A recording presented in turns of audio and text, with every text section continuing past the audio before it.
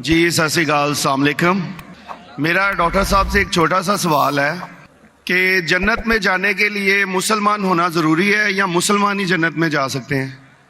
بھائی صاحب کا سوال ہے کہ جنت میں جانے کے لیے مسلمان ہونا ضروری ہے؟ صرف مسلمان جنت میں جائیں گے؟ صرف اپنے آپ کو مسلمان بولنا جنت میں جانے کے لیے کافی نہیں ہے۔ جس طریقے سے میں نے میرے تقریر میں کہا جنت میں جانے کے لیے 4 چیز کی ضرورت ہے۔ سورہ العصر سورہ نمبر 103 آیت نمبر 1 2 3 اللہ تعالیٰ فرماتے والعصر ان الانسان لفی خسر۔ اللہ تعالیٰ وقت کی قسم کھاتے اور کہتے ہیں کہ انسان خسارے میں ہے۔ صرف وہ لوگ بچ جائیں گے جو لوگ کے پاس یہ 4 چیزیں۔ نمبر 1 ایمان۔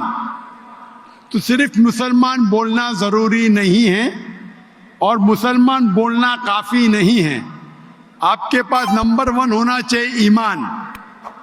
اگر آپ کے پاس ایمان ہے کہ اللہ ایک ہے اور اللہ کے آخری نبی محمد صلی اللہ علیہ وسلم ہیں اور باقی چیز پہ ایمان ہے، یہ ایک پوائنٹ پورا ہوتا ہے۔ نمبر 2 اچھے اعمال، عمل صالحات۔ نمبر 3 وتواصوا بالحق، لوگوں کو حق کی طرف بلانا۔ اور نمبر 4 وتواصوا بالصبر، لوگوں کو صبر کی طرف بلانا۔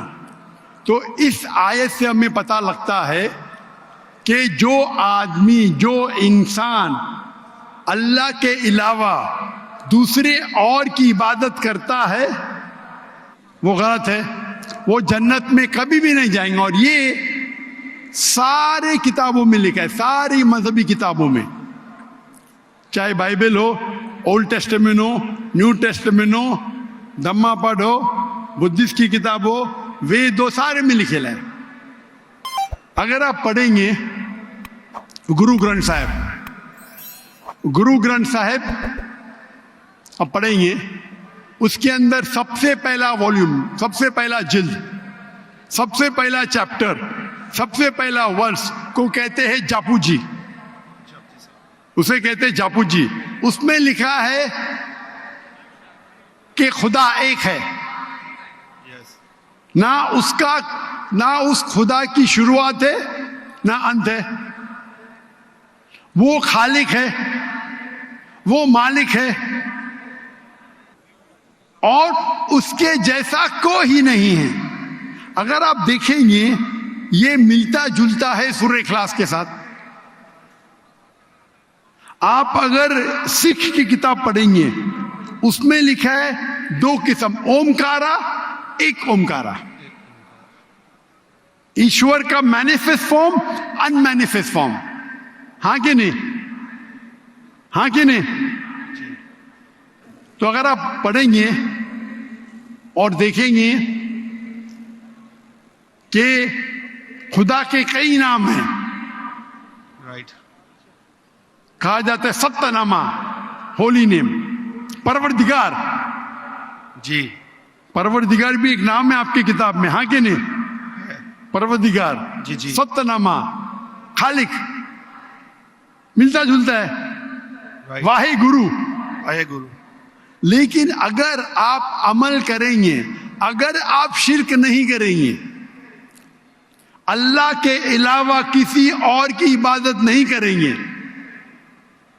اگر آپ کے کتاب میں اکثر یہ بات ہوتا ہے کہ جو اپنی مذہبی کتاب میں لکھا ہے اکثر لوگ اس پہ عمل نہیں کرتے، اور یہ بات مسلمانوں میں بھی ہے۔ مسلمانوں کی کتاب میں لکھا ہے شرک مت کرو، پھر بھی ہم دیکھیں گے کچھ مسلمان شرک کرتے۔ تو اگر قرآن میں لکھا ہے شرک مت کرو اور آپ شرک کریں گے اور کہیں گے میں مسلمان ہوں تو جنت میں نہیں جائیں گے۔ آپ سمجھ رہے بھائی صاحب؟